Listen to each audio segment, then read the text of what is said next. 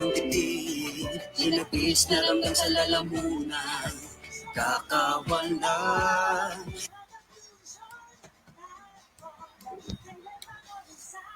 Walang sound.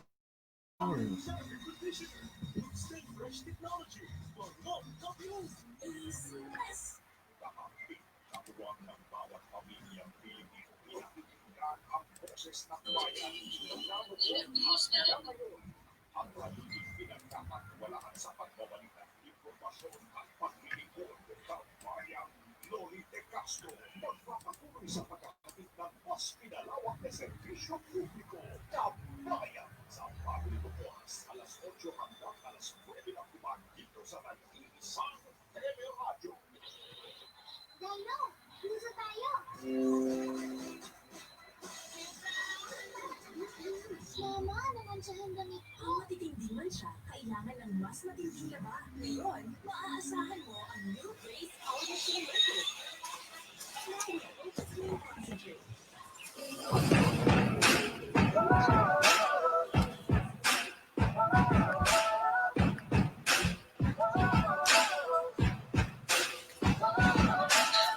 Mga damdaming dati nananahimik sa likod ng mga tikom na bibig. Mga dating na dati ay nagpipigil, hindi na kaya pang magpasigil. Sa gitsig ng mga pusong punit, ngayon ay naririnig sa milyong-milyong titig.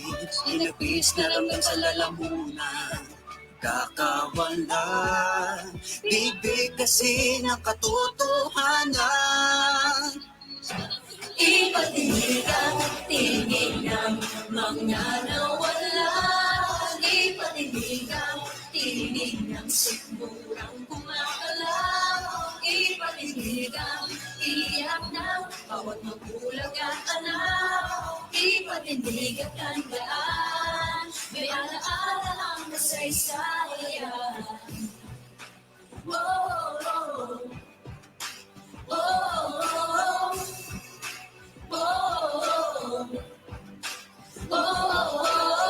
Malalim ang sugat ng pagkabigo sa mga nabasag na pangako. Sana'y madinig at agapan pa ang ginagapos na nating hininga. Sa gitsit ng mga pusong punit, ngayon ay naririnig sa milyong-milyong titig. Hinagpis na ramdam sa lalamunan, kakawala. Bibig kasi ng katotohanan. Ipatinig ang tinig ng mga nawala. Ipatinig ang tinig ng sikmurang kumakalaw. Ipatinig ang iyak ng bawat magulang at anak. Ipatinig at tandaan, may alaala ang kasaysayan. Piling puso pa rin pumitintig hanggang sa tuloy tumitingin. Naniniwalang Diyos ay nakakanaw sa kabila ng dilim, panibagong araw. Ipatinig ang tinig ng mga nawala. Ipatinig ang tinig ng sikmurang kumakalaw. Ipatinig ang iyak ng bawat magulang at anak. Ipatinig at tandaan, may alaala ang kasaysayan. Ipatinig ang tinig ng mga nawala. Ipatinig ang tinig ng sikmurang kumakalaw. Ipatinig ang iyak ng bawat magulang at anak. Ipatinig at tandaan, may alaala ang kasaysayan. Ipatinig ang tinig ng mga nawala. Ipatinig ang tinig ng sikmurang kumakalaw. Ipatinig ang iyak ng bawat magulang at anak. Ipatinig at tandaan, may alaala ang kasaysayan.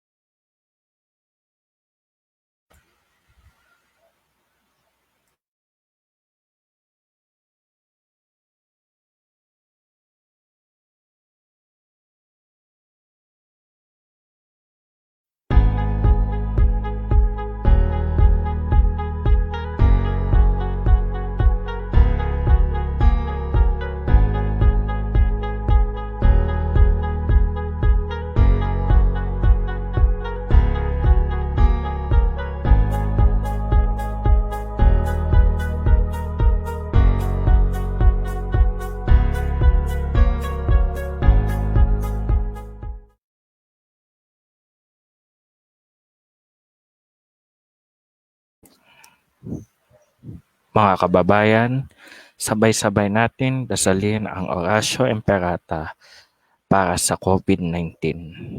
Sa ngalan ng Ama, ng Anak, ng Espiritu Santo. Amen. Makapangyarihan at mapag-ama-amahan, lumalapit kami sa iyo sa aming pangangailangan upang hilingin ang proteksyon laban sa COVID-19 na nagpapahirap sa marami at kumikitil na maraming buhay. Nagmamakaawa kami, mapagmahal na Ina, na gabayan mo ang mga taong nag-aaral kung saan nanggagaling at sanhi ng epidemyang ito at sa mabilis na pagkalat nito. Gabayan mo ang mga kamay at isipan ng mga eksperto sa medikal na maaari silang maglingkod sa mga may sakit na may kakayahan at pakikiramay. At sa gobyerno at sa pribadong ahensya ay silang dapat makapaghanap ng lunas at solusyon sa epidemyang ito. Iligtas mo kami sa lahat ng uri ng karamdaman. Pagalingin mo ang mga may sakit at buhayin mo sa amin ang pagkakagawang kawa upang kalingain namin ang bawat isa. Hinihiling namin ito sa pamamagitan ni Jesucristong anak mo na nabubuhay at naghahari kasama mo at ng Espiritu Santo, iisang Diyos, magpasawalang hanggan, siya nawa. Dumudulog kami sa iyong patnubay, mahal na Ina ng Diyos. Pakinggan mo ang mga kahilingan sa aming pagagalingan at ipapag-adya mo kami sa lahat ng kasamaan, maluwalhati at pinagpalang Birhen, siya nawa. Mahal na Birhen, mapagaling sa mga may sakit, ipanalangin mo kami. San Rafael de Arcangel, ipanalangin mo kami. San Roque, ipanalangin mo kami. San Lorenzo Ruiz, ipanalangin mo kami. San Pedro Calungsod, ipanalangin mo kami.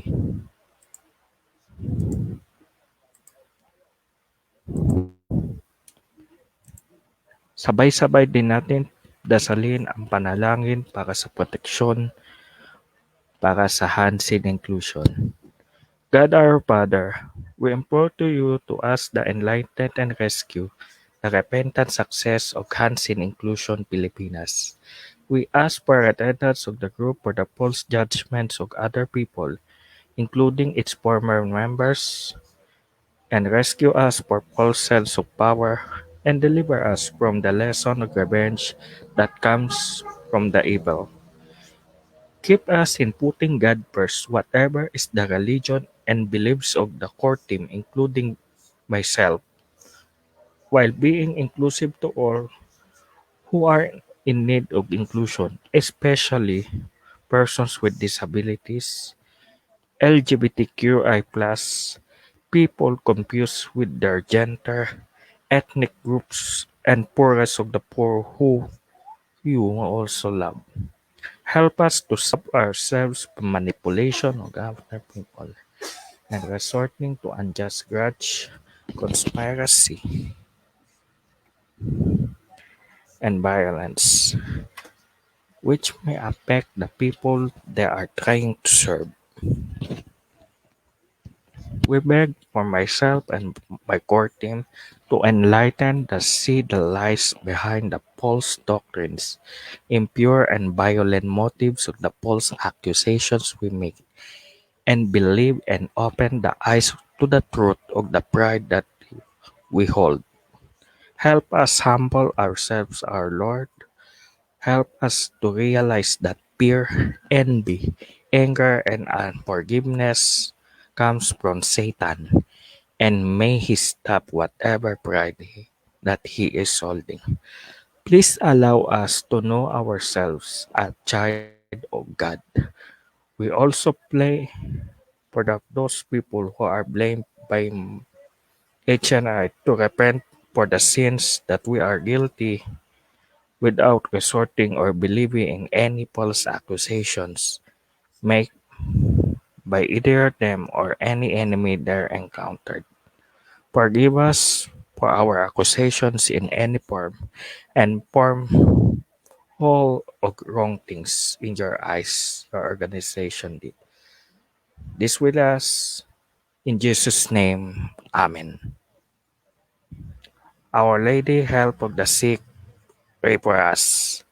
Saint Joseph, Father of Jesus Christ, pray for us. Saint Rock, pray for us. Saint Lorenzo Ruiz, pray for us. Saint Pedro Calungsod, pray for us. Saint Clare of Montepalco, pray for us. Saint John the Baptist, pray for us. Our Lady, help of all Christians, intercede for us. Saint Monica, pray for us and our family and friends. Saint Augustine, pray for us and our family and friends. Saint Michael the Archangel, Saint Benedict, Pope Saint Pius X, and Pope Saint John Paul II, rescue us from unintended doings. God the Holy Spirit, have mercy and change the heart of everyone, all over the organizations and all the people who formerly worked with HNI, who made terrible mistakes, and those the people who took part in that conspiracy to false accuse anyone and HNI. Amen. Sa ngalan ng Ama, ng Anak, ng Espiritu Santo. Amen.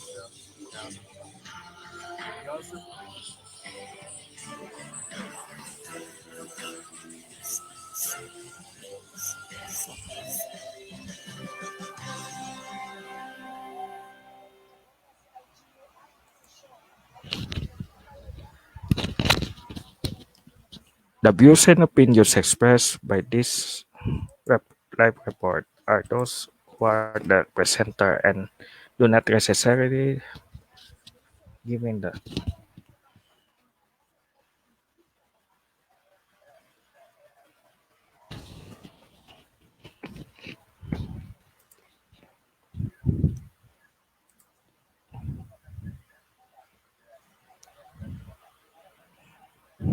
The views and opinions expressed in this presentation are those of the live presenter and do not necessarily reflect the official policy or position of the organization and the network. Good evening to everyone at magandang araw, tanghali, or gabi sa ating lahat, mga kaibigan. Ito po ang episode 51 ng The Inclusive Report, mga kaibigan,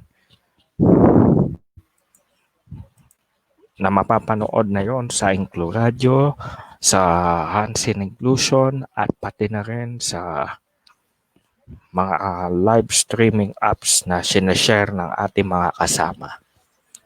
So, kumusta naman kayo mga kapatid? Anong mga pinagkakaabalahan natin? Well, hindi ako muna nagpapakita pa ng mukha. To be honest, kasi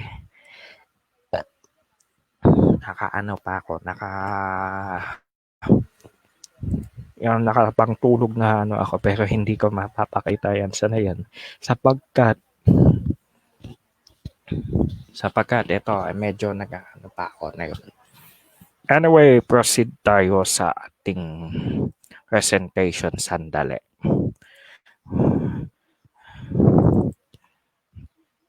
Proceed tayo sa ating ipe-present today. Before anything else, magbasa muna tayo ng gospel reading para enlight tayo kung ano yung mga gospel reading tayo muna mga kapatid. Ngayong araw na to, dapat maniwala tayo na yon sa Panginoon sapagkat sa pagsubok na ito, nagkakaroon na tayo ng mga nakakalimot din tayo sa Diyos at higit sa lahat, tayo ay nagdudusa sa mga kasalanan natin. At minsan pa nga mapaggalit pa tayo, mapaghiganti at higit sa lahat, hindi tayo basta-basta nagpapan. So the Lord be with you and with your spirit. The daily gospel for tomorrow according to Saint Luke. Glory to you, O Lord.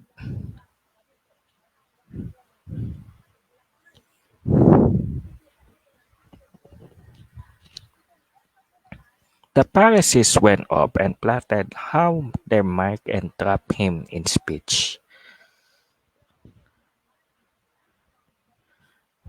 Saint Matthew. They sent their disciples to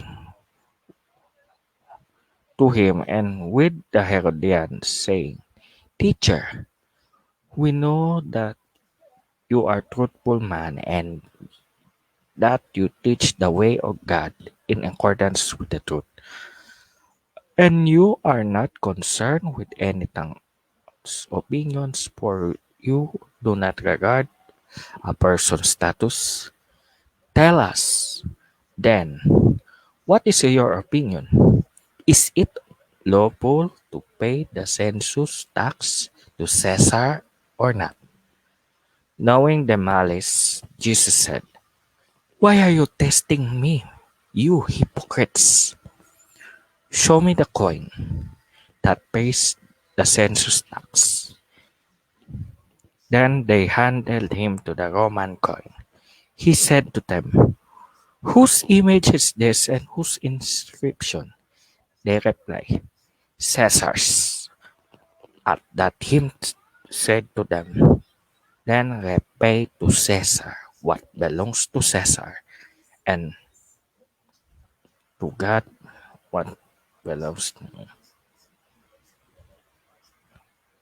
The Gospel of the Lord. Praise to you, Lord Jesus Christ. Yung ating pinag-uusapan natin, yung daily gospel, bagong segment na natin yan, sub-segment to the inclusive report, mga kapatid. Ito yung gospel for tomorrow. According kay San Mateo, noong panahon ng mga yung panahon ng mga Pariseo, gustong harangan si Kristo sa kanyang pagsasalita. Ganito kasi yung mga nangyari na sa pilitan na magbayad ng mga buwis. 'Di ba? At saka pag hindi ka nagbayad ng buwis, meron ka parusa. Kaya itong gospel na to for tomorrow in relationship sa ating mga situation today, yung mga naghihirap tayo, yung mga nagkakaroon tayo ng mga COVID, pandemic, at pati na rin yung mga marami sa atin, ang mga nawalan din ng trabaho, at higit sa lahat, yung mga maging makalimutin ang mga tao. Ang dami mga nagdudusa sa atin kasi pinadapa tayo lahat ng COVID-19 at lahat ng mga gawain natin naging puwersado tayo. Bakit ko na nga nasabing puwersado tayo? Sapagkat gustong baguhin netong pandemyang to yung ito yung disadvantage, yung ating mga ginagawa nating noong old normal, hindi na natin magagawa. Ngayon nga, nagsasuffer na tayo sa new normal. Yung iba sa atin nagwo-work from home, ang mga estudyante at mga guro ay nag-online class at higit sa lahat, ang mga ibang bansa naghihingalo tayo. Naghihinalo dahil doon sa panganib ng COVID. Bakit ko nabanggit din ang COVID?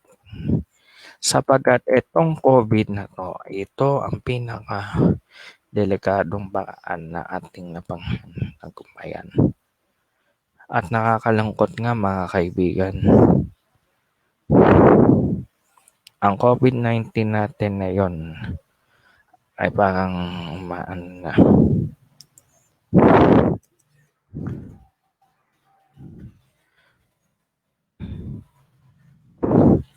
So, bago ako mag-present, mag-COVID tracker muna tayo.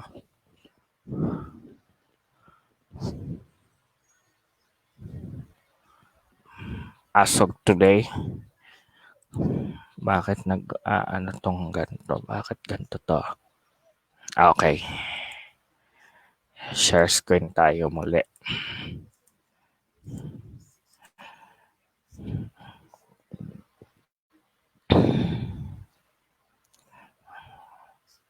Ang ating total cases as of today is 2,673. Habang ang aktibong kaso ay nasa 52,423. Ang mga nakarecover,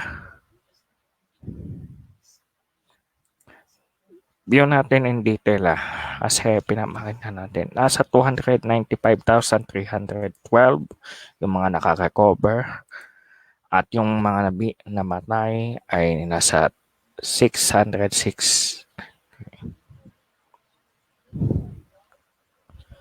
Kung mapapansin nyo mga ka-inclusion, medyo bumababa na ang kurba ng NCR ngayon. Magandang senyales na rin yan at pati na rin ang Central Visayas, pababa na rin yung, malapit na nila ma-flatten yung curve, yung Central Visayas.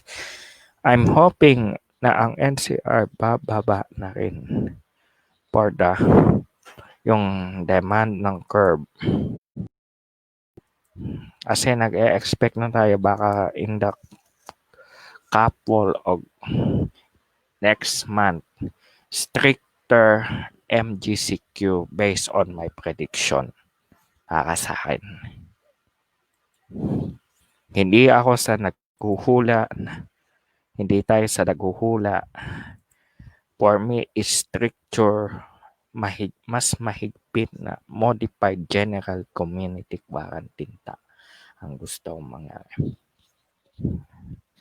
At ang kagandahan na yon, ang total recoveries nasa NCR din.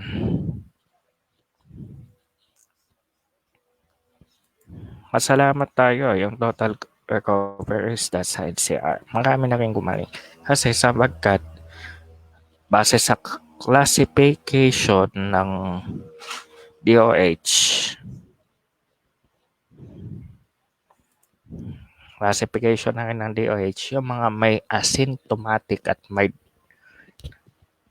when counted na yon as recovered. Yung mga severe, hindi pa. Biruin nyo, ang nangunguna in terms of cases sa buong Pilipinas is still Quezon City.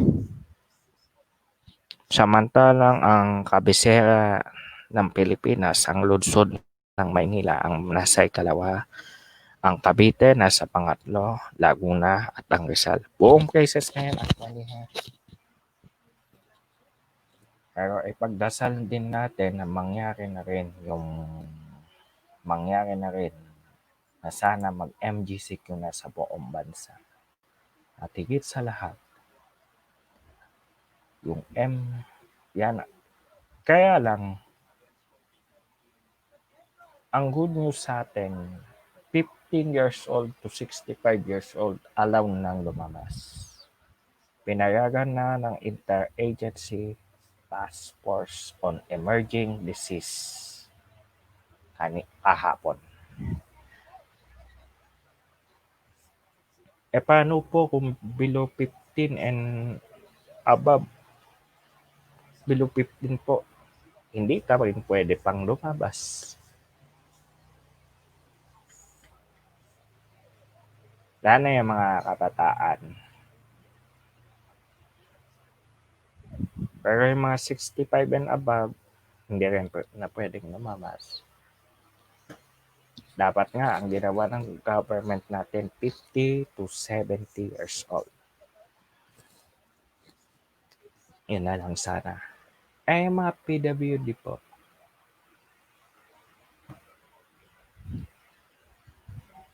yung mga PWD na, yung severe PWD, hindi pwede talaga lumabas. Pero yung mga PWD na yun, yung may essential needs, yung mga bibili lang ng mga gamot, may babayaran, pwedeng lumabas. Sige, mag-discuss na muna tayo. Discuss muna tayo kung ano ang ibig sabihin nito.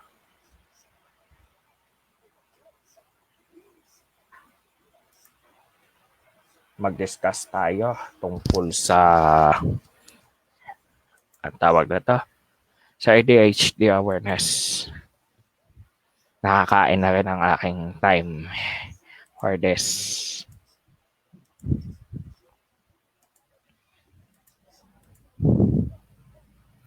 Where is this?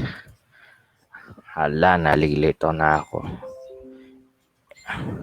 Ito yung bunga ng hindi ako hindi ako gaano nagre-report. Okay.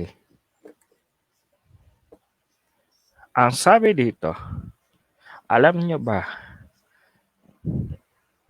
na karamihan sa mga bata under 6 years old ay nadadiagnose na may ADHD?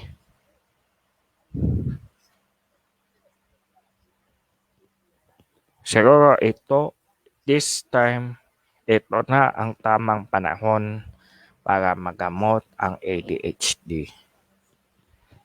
Gusto niyo malaman? Ang ADHD stands for Attention Deficit Hyperactivity Disorder.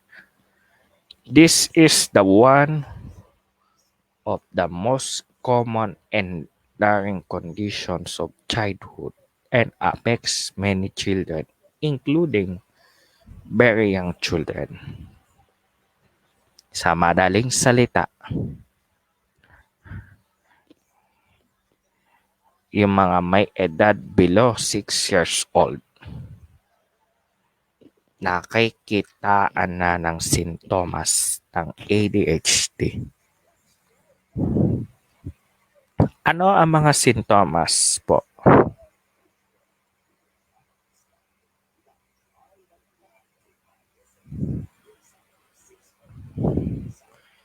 Babanggitin ko maigi.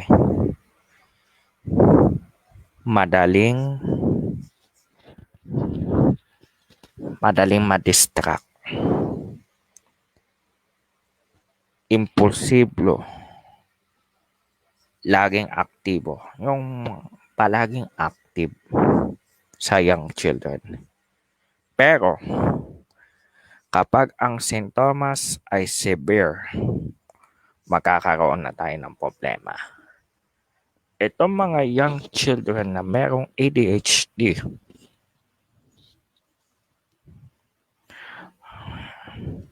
ay merong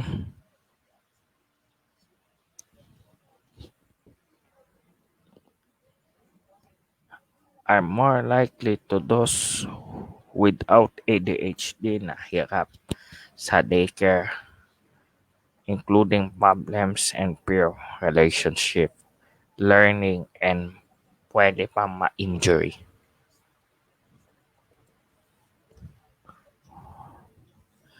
Paano kung ang anak ko na nga na-diagnose with ADHD? Anong gagawin natin? The best treatment is often a combination of therapy and medication sa mga nakakatanda. Samantala sa batang under 6 years old, ang ADHD pwede magamot with behavior therapy muna. Ang behavior therapy ang pinakamabisang paraan para sa batang may ADHD under 6 years old. Ang pinaka-epektibo na behavior therapy is the parent training in behavior management. That the therapists work with the parents and teach them the skills needed to help the child better manage their ADHD.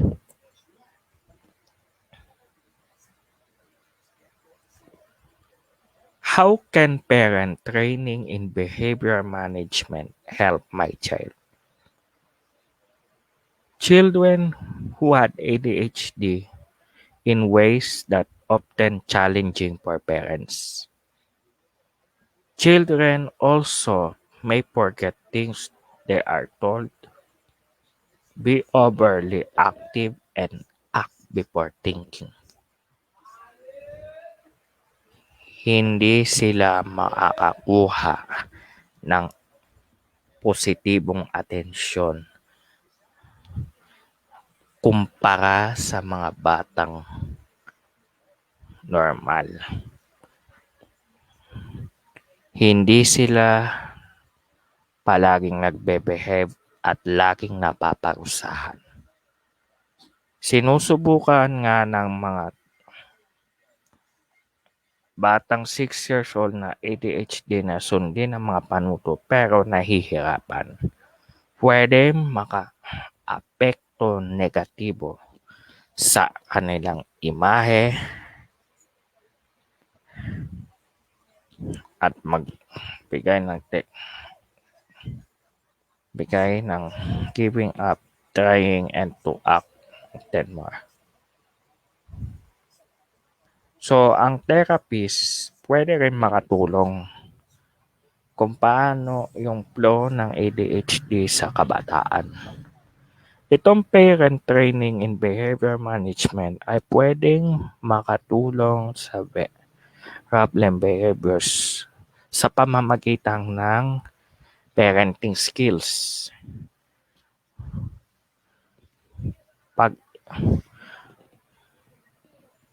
Pagtutok sa relasyon sa pagitan ng magulang at ng anak na may ADHD. At yung turuan ang bata na may ADHD na tutukan ang sariling behavior. So, kasangga din natin yung mga daycare providers dito. So, ayun na nga, kagaya na sinabi ko kanina, yung behavior therapy ay recommended yan under 6 years po bago tayo mag-medications. Bukod pa dito, ayan, kapag nagkaroon ka ng medication, halimbawa 6 years old na may ADHD, pinainom ng gamot, posible sila magtumaas ang pulso ng puso, tumaas ang dugo, hirap makatulog, loss of appetite at loss of energy. Samantala ang mahamang epekto ng ADHD medications ay hindi pa alam sapagkat ang ADHD ay inaaral pa sa mga batang under 6 years old. So, in summary, behavior therapy works as well as medication in young children with ADHD in helping to manage symptoms. So, dagdag ko dito, parent training in behavior management as evidence as an effective treatment. Hindi niyo ba alam, itong October ay ADHD Awareness Month.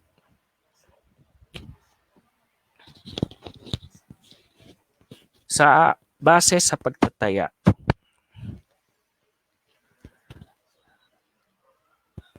7.2% ng children na ay merong ADHD sa buong mundo. Habang 3.4% ay nadadiagnose na ADHD sa mga adults. Dito sa atin, 3 to 4% ang datos ng ADHD. Samantala sa Amerika, 9% ng kabataan na may ADHD at 4% ang na nakadiagnose ng ADHD.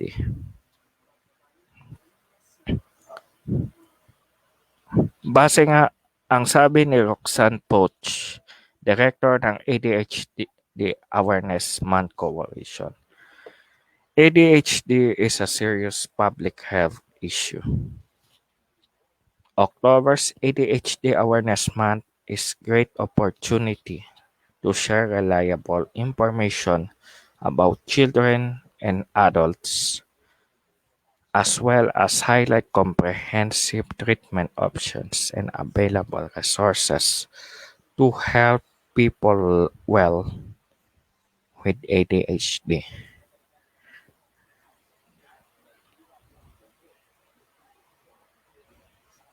Hindi ko na i-discuss to.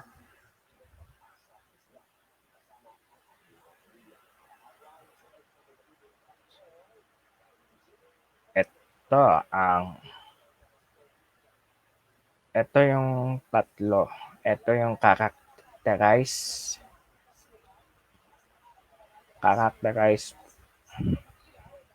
of ADHD. Biruin nyo.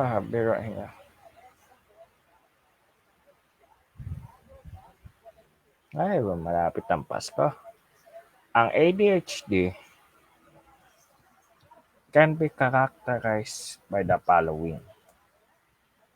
Yung predominantly inactive individuals with ADHD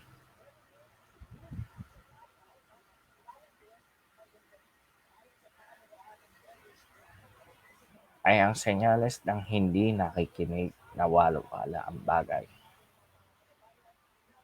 Hindi makaintindi ng atensyon ng tao. Nahihirapan sumunod sa panuto at makalimutin sa mga gawain. Habang ang ADHD hyperactive naman, ito yung hindi ka makaantay, madaldal ka, hirap kang makisama sa mga gawain ng tahimik, hirap kang umupo at sumasagot ka ng pabalang. Kapag mayroon ka nito, itong dalawang to, hulaan nyo.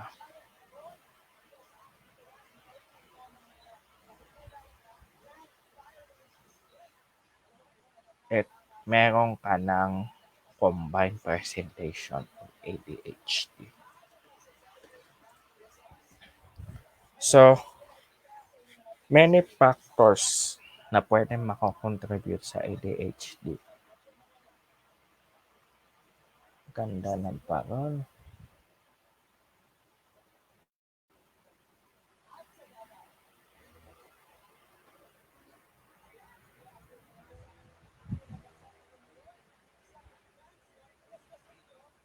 Namangha ako sa parol. Sige. Anyway, ito. Malapit na rin ang Pasko kasi. Anyway, kidding.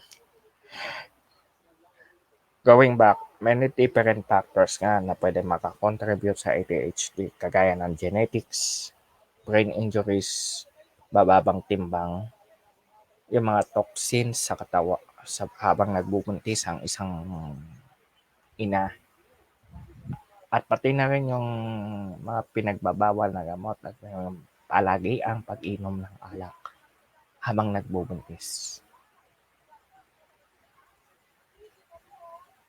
Yung diagnosis ng ADHD ay kinakailangan na merong evaluation sa isang lisensyadong clinician na merong eksperto sa ADHD. Yun nga, chronic siya. Merong individual functioning and cause of individual to fall behind development that is typical for the age. Although wala ngang lunas, merong mga treatments and resource center na pwede ma-reduce yung sintomas at ipalaganap natin yung ADHD. Halimbawa, yung stimulant na pwede ma-provide. Pwede ma-increase yung dopamine and norepinephrine sa utak. Etong mga chemicals na to, yun yung merong essential roles na essential roles sa thinking and attention. Kaya ito yung common medication sa treatment for ADHD. Also, yung non-stimulants available sa individuals.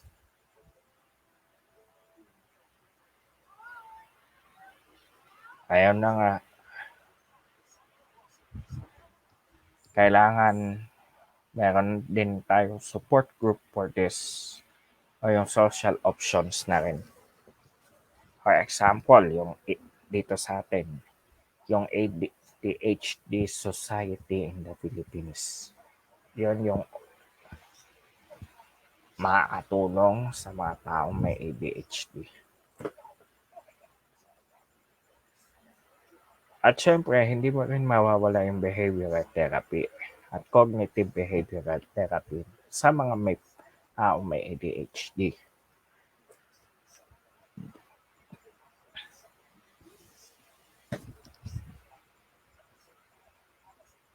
Ang ADHD Awareness Month, ito ang tamang panahon para suportahan natin ang taong may ADHD, magulang ka man, guro, kaklase, kaibigan, o mismong ikaw na merong ADHD. Ipakita mo ipakita mo na mahal ka ng tao. Kagaya nga ng sinabi ko, huwag kang mawawalan ng pag-asa sapagkat hindi ito madali ang pinagdadaanan mo. Sa kabilang dako, ang ADHD Awareness Month, ito na ang dapat na mapanood ng taong bayan na ipalaganap ang impormasyon tungkol sa disorder sa pamamagitan ng pagtaas ng ating kamalayan, pagbawas sa stigma at stereotypal na pag-iisip. Kaya hanggat maaari,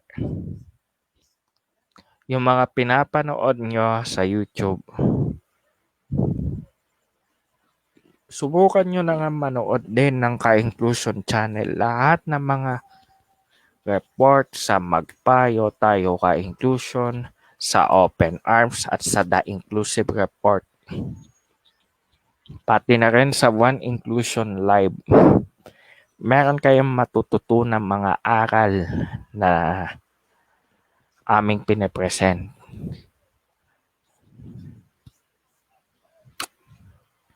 So far, nasa 1,037 subscribers pa lang yung Ka-Inclusion Channel. Ina-upload din namin to para sa inyo.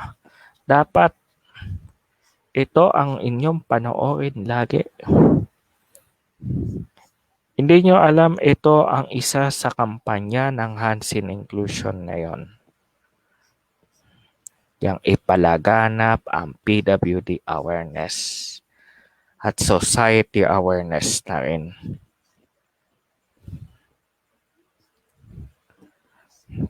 Ngayon, paano natin ma-prevent ang ADHD? Makialam, bigyan ng sapat na medisina,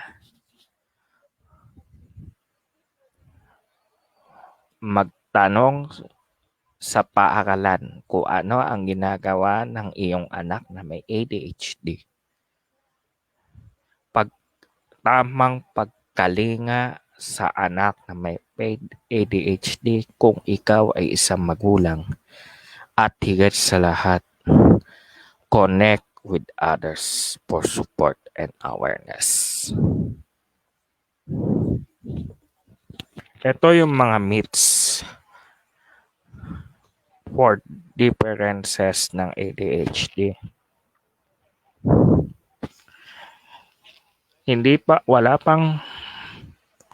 Wala pang pruweba na ang ADHD ay hindi namamana. Ay namamana. May pruweba na paglilinaw. May pruweba na ang ADHD ay namamana din. Maraming mga bata na may ADHD ay namamana rin pala sa magulang o sa kamag-anak.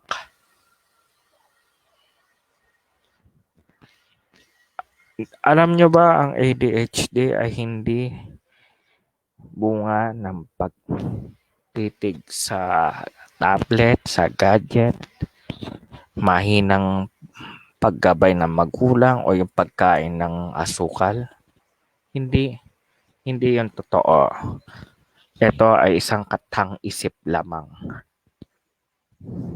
Yung una kong binanggit, totoo. Yung it's not clear.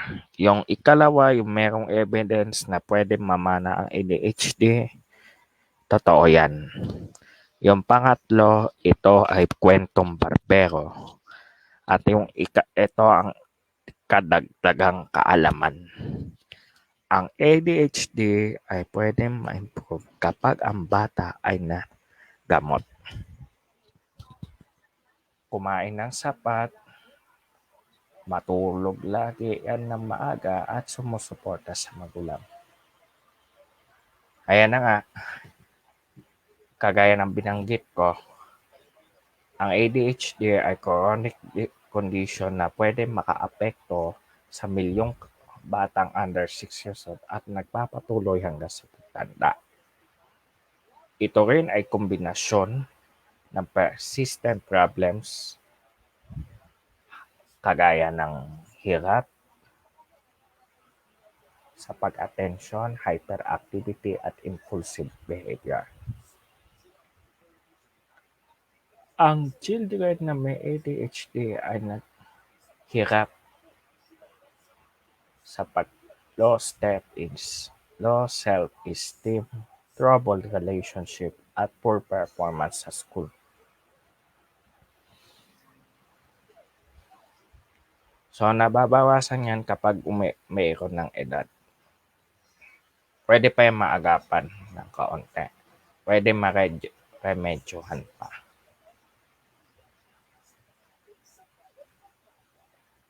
Mas maganda kung early diagnosis ang possible for the children with ADHD. Anong gagawin natin? Ano na naman ang gagawin natin in summary? Kasi nga yung ADHD ay hindi pa malinaw kung ano ang dahilan, tuloy pa rin ang pag-aaral. Kabilang na rin ang genetics, yung problema sa kapaligiran, at problema na rin sa central nervous system. Para mabawasan ang panganib ng iyong chikiting sa ADHD, ito ang gagawin natin. Mga mamshis and papshis, ito ang gagawin natin. Habang kayo'y nagbubuntis sa mga mamshis, iwasan nyo yung mga na pwede makapag-apekto sa fetal development, yung fetus. Huwag kang uminom ng alak, huwag kang gumamit ng droga, huwag kang manigarilyo, huwag kang lalanghap ng usok. Usok na may panganib, kagaya ng sigarilyo, tambutso, at yung mga usok na sinisilaban. Pati pintura na rin. Isama rin natin. Pangalawa, may connection to. Protect your child for exposure to pollutants and toxins, including cigarette smoke and lead paint. At ang panghuli,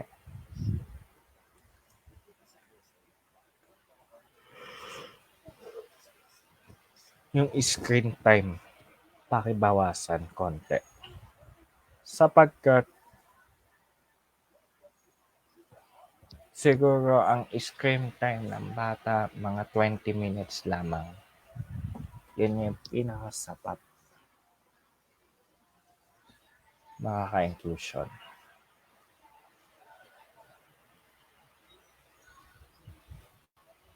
Siguro children ages for 5 years old, kailangan din natin bawasan nyo yung screen time na rin. So anyway, mga ka-inclusion, mag-commercial muna tayo sandali sapagkat kailangan natin rin magpahinga na rin ng mga ilang paalala na rin, at higit sa lahat, kailangan din natin intindihin na rin natin ang bawat isa. Kasi meron ako mga mahalagang sasabihin din sa inyo regarding nga doon sa ating yung mga controversial at yung mga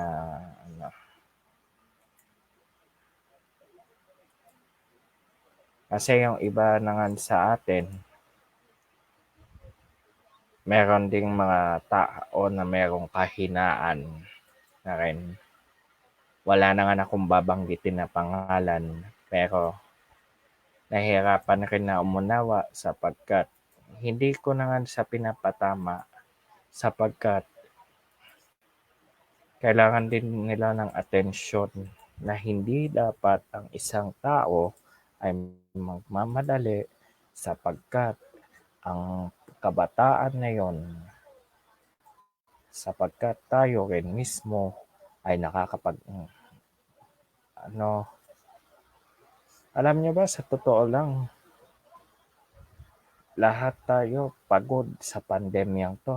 Maski ang ating mga utak at saka ang damdamin napapagod din kung hindi nyo alam. Tapos sasabihin natin na, kailangan na lumabas kahit sana may bakuna. Hindi yan madalian para makapag-ano tayo. Hindi tayo nagmamadali, hindi tayo nag-ano, at higit sa lahat, dapat nga magpasalamat pa tayo sa Diyos sapagkat ligtas tayo, hindi nga tayo lumalabas. Mag-commercial muna tayo. Bago na ang mundo ngayon, kailangan ng tapa. Di pwedeng sumuko. Ang bagong Nescafe Original may tapang na di susuko. Ngayon, dinagdagan ng kape, kaya kapeng-kape ang sarap at aroma mula unang langhap hanggang huling higop. Tapang na di susuko para sa taong di susuko. Tikman ang bagong Nescafe Original. May tapang na di susuko.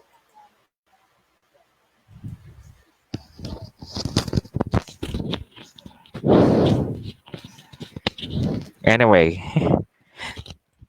kagaya nga ng unang commercial, inspiring. Sapagkat, yun na nga, dapat maging matapang tayo. Hindi tayo dapat maging duwag. Sapagkat, ang ilan sa atin kasi, pinapakita natin ang katibayan ng ating mga kabataan ngayon. At tayo rin dapat matuto tayong magpakumbaba sa ating mga sarili.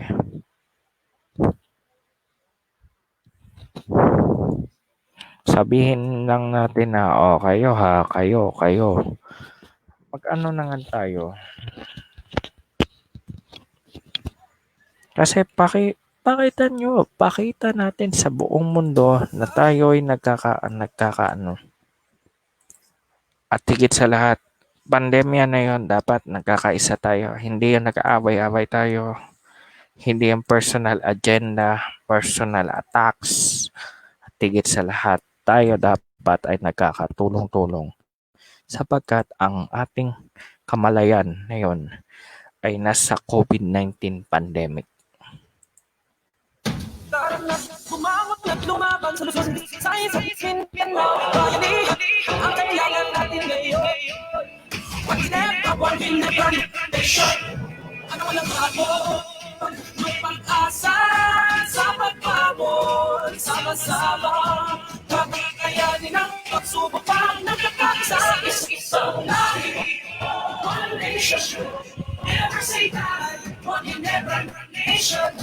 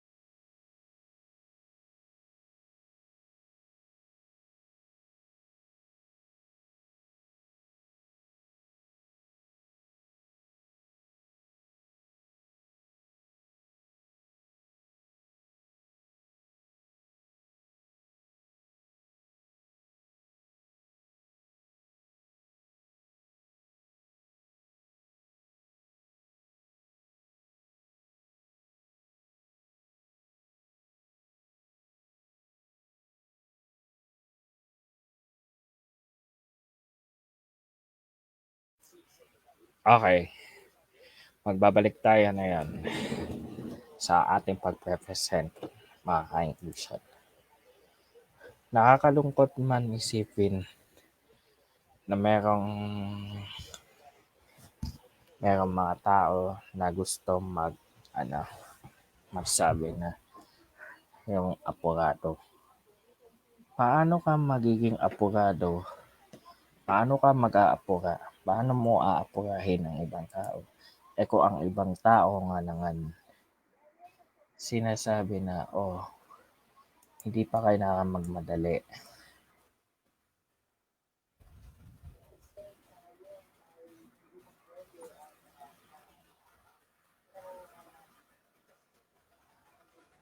Hindi pa tayo pwedeng magmadali sapagkat yun na nga.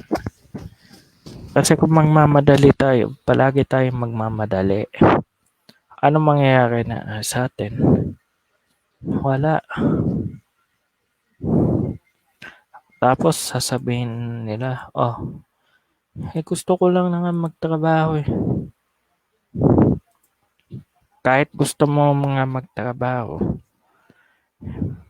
gusto mo na nga magtrabaho, pero yung ugali natin, wala akong pinapatama ha. Yung ugali din natin, baka nakakalimutan.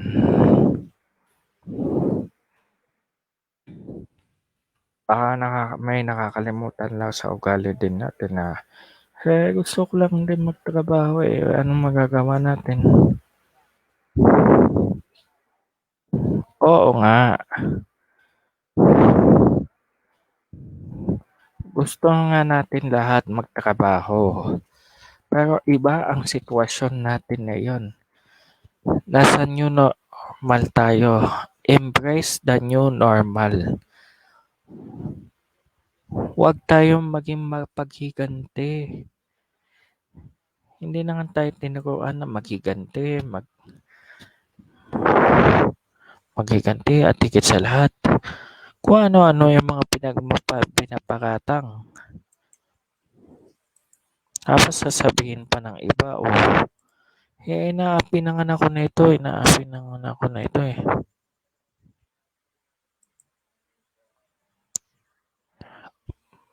Okay, ganito yan. I'm so sorry. I'm so sorry kung sino yung matatamaan.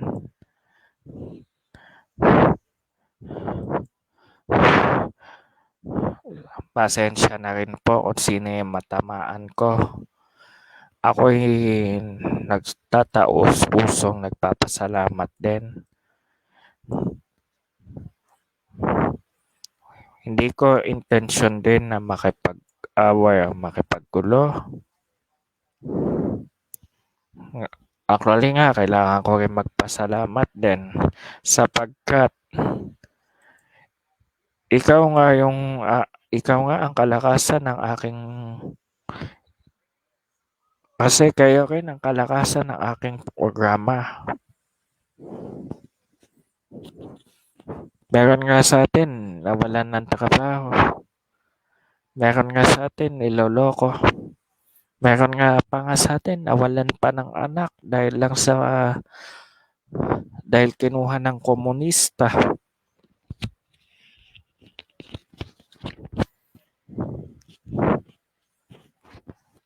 Meron nga naging aktivista yung anak.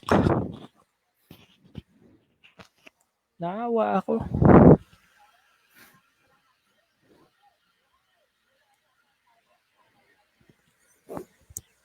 Tapos ito mga kalaban ko, sinasabihan na ako, sirang-sira na ako.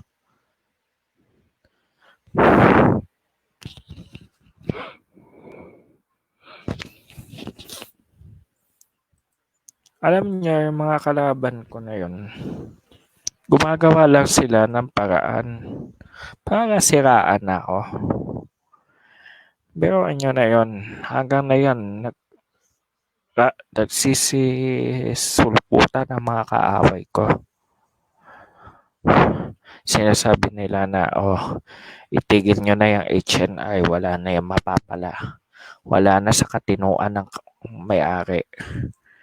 Hindi ako umaasa na meron akong ipupuga. Ang akin lang, unawain niyo kung paano namin pinagtakbo ito sa mga kaaway ko. At salamat din sa dasal kung sino yung gumawa ng dasal ng HNI para sa HNI. Malaking tulong na rin yan sa amin sapagkat ito ang aming kalakasan. Sapagkat hindi ko masasabi kung paano tayo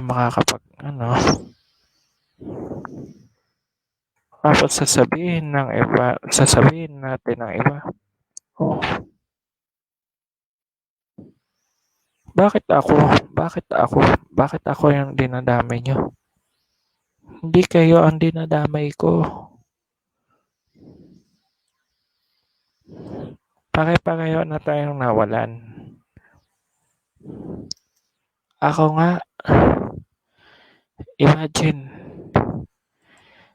sinasabihan ako na iba, i-shut down mo na yung HNI mo. Walang kwenta yan. Do you think yung shutdown ng HNI, marami nagtatanong kailan daw babalik ang HNI ko? Kailan daw babalik ang HNI? Ang dami nagtatanong. Hindi ko rin masasabi kung kailan yan. Hindi ko rin masasabi kung kailan babalik yan.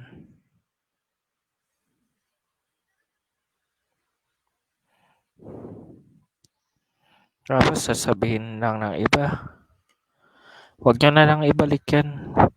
Puro nonsense yan at saka fake news yan. Kumakampi sa Again, wala kaming kinakampihan mapa-liberal party or pro-admin. Remain kaming neutral. We remain as a neutral. It's because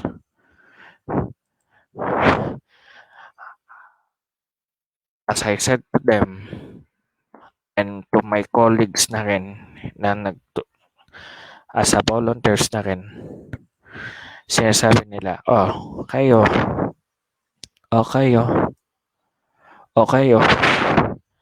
huwag na yung mga politika. Kasi, mapapaano tayo eh.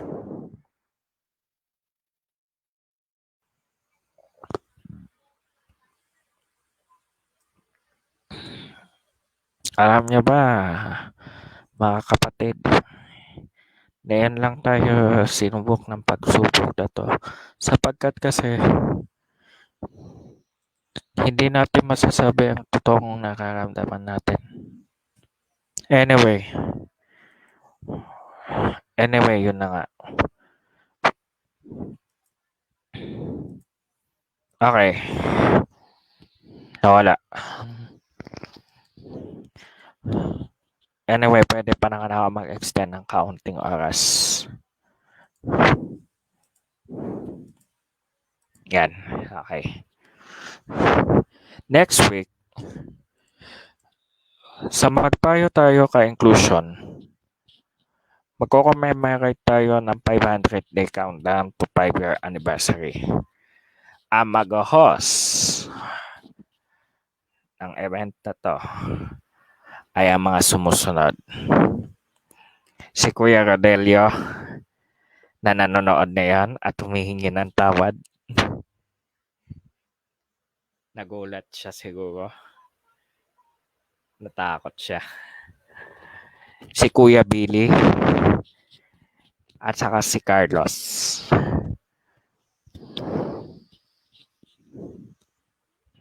Next, November May webinar din for MS PowerPoint. Abangan nyo na lang. Abangan nyo na lang yung November. Ito. So, ang online bazaar ay ongoing pa. At itong pamasko na handog ng HNI, magkakaroon kami ng pamaskong konsyerto. Siyempre, virtual pa din. At saka kikilala ko na sa inyo ang mga miyembro ng aking team.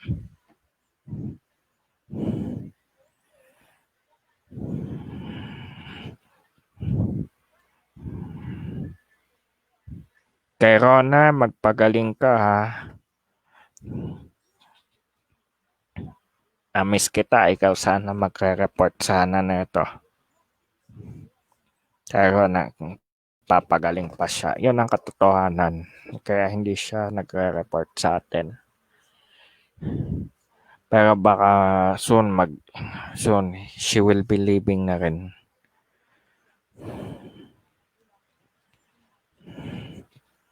Okay. Before anything else, sa kapwa kong Pinilyano, congratulations sa atin. Maski ako naluha ako eh. Ngayon lang ako lumuha kasi naawa ako sa mga inaapi na yung araw na to. Naawa rin ako sa mga makasarili. May pag-asa pa naman.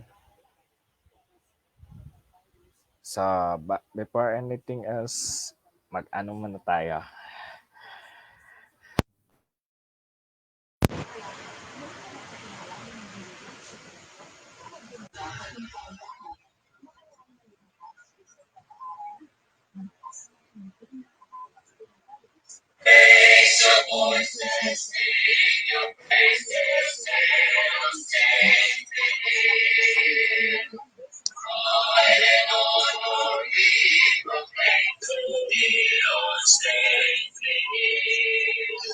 Our future of the Christian youth, a golden man of God, inspire us in the life of prayer, and through the love. Raise the voices, sing your praises, sing. I all the people make He safe with me.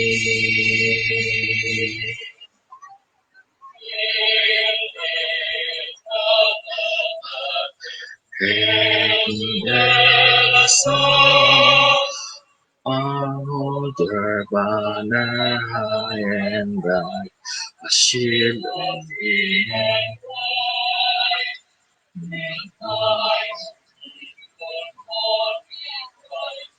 Then shall we pray, here to be our alma mater, hey, hey, hey, hey, hey, alma mater, hey, today a song, behold your banner high and bright, a shield of green and white.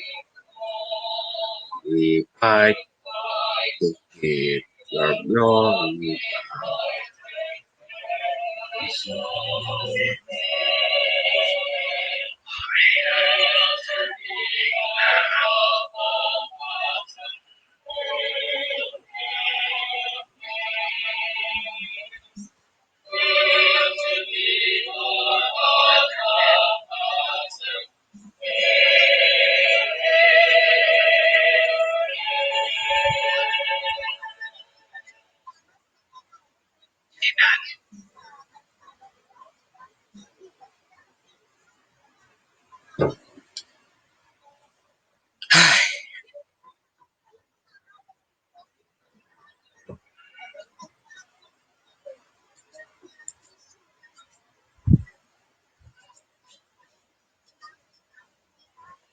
Ay, nako.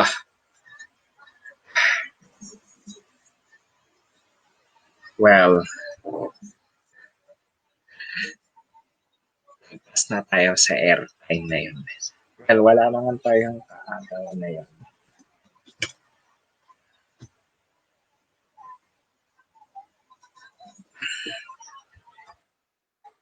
Lesson.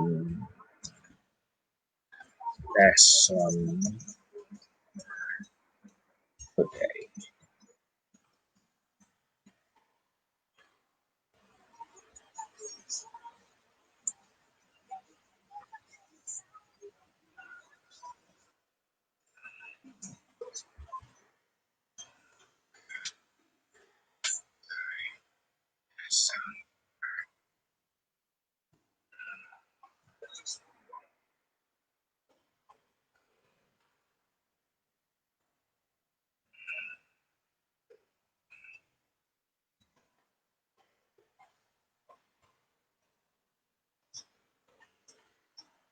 Wait. Quote.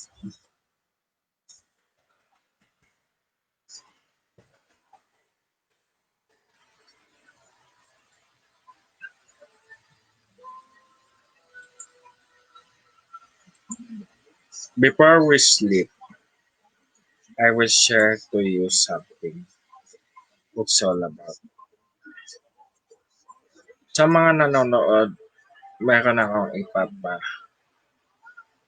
sa inyo.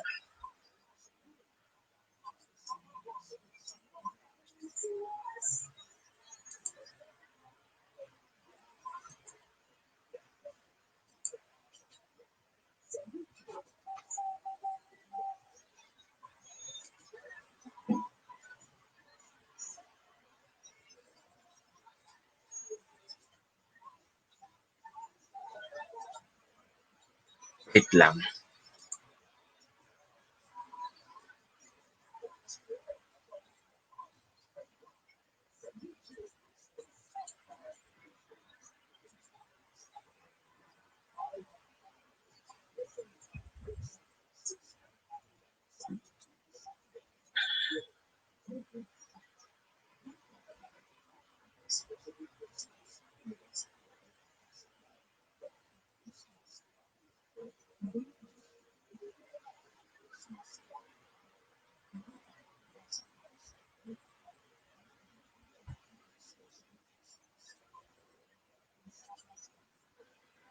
Wait lang guys.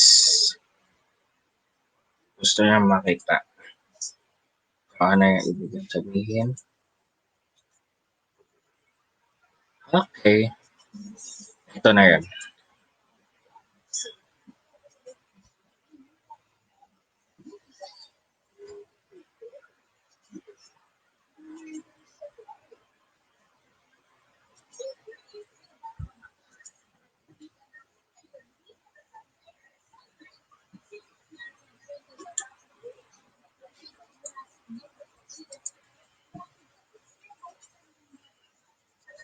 Isa natin. Antok na ako. Okay. Ayon kay Pandora Quaquilos, procrastination is the foundation of all disasters.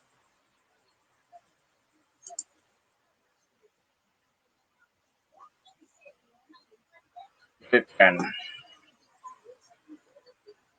Kapag ang isang bagay ay inapura mo, halimbawa nag-apura ka na mayroon kang gustong makuha na ambisyon.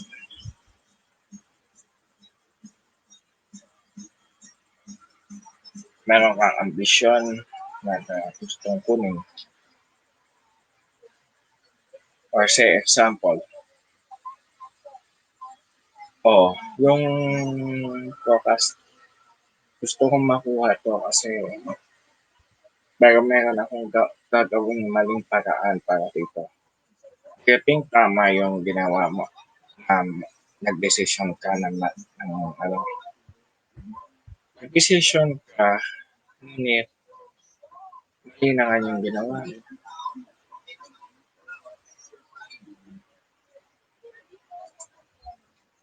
So, yun na nga.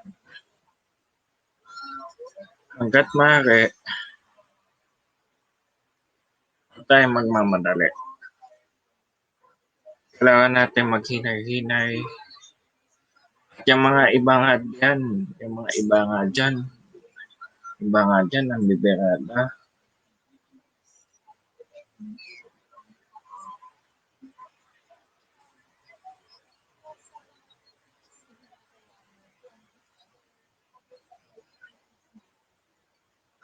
Pero iba nga dyan, ang bibirada na lang araw-araw. Biniberada kung ano-ano yung mga pinambabatikos sa gobyerno. At higit sa lahat, yung mga at saka sa totoo lang, yung iba sa atin kasi, panay na lang yung pagsasalita ng, beradahin ko na lang si ganito, personal attacks ko na lang si ganito. Sinabi mo, magsasorry ako. Sabi ko, magsorry ka. Hindi ako magsasorry. Bahala kayo din.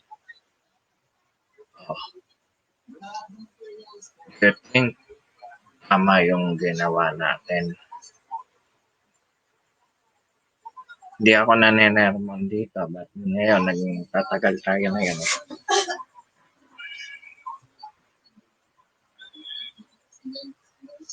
Ako, 11:15 na.